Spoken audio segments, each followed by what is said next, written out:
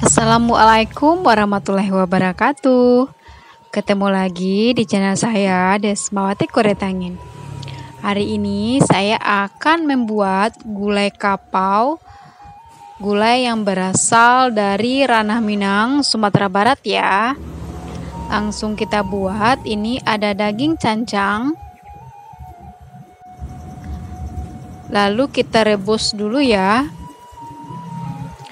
Sambil menunggu matang, kita ulek dulu atau kita giling bumbunya. Ada bawang merah, bawang putih, jahe dan kunyit. Dan ini laos atau lengkuas ya, digeprek. Dan ini ada ketumbar.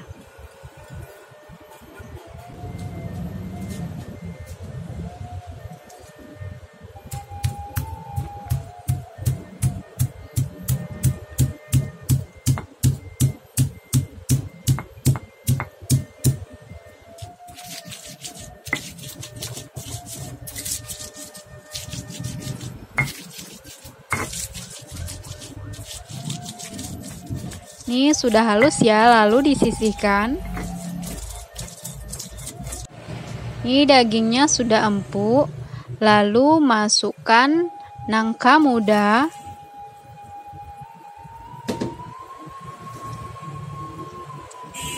Ini ada daun jeruk, serai, ada daun kunyit juga. Lalu masukkan rebung.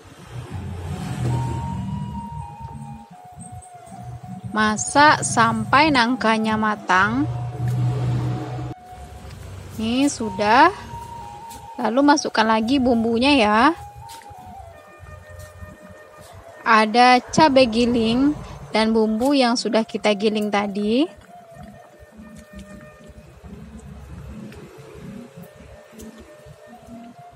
Masukkan kacang panjang yang sudah dipotong. Dan ini ada lobak singgalang.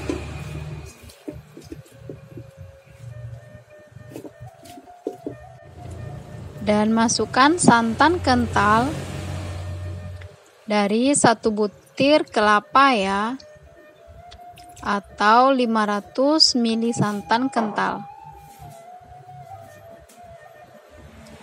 Aduk biar tidak pecah santan.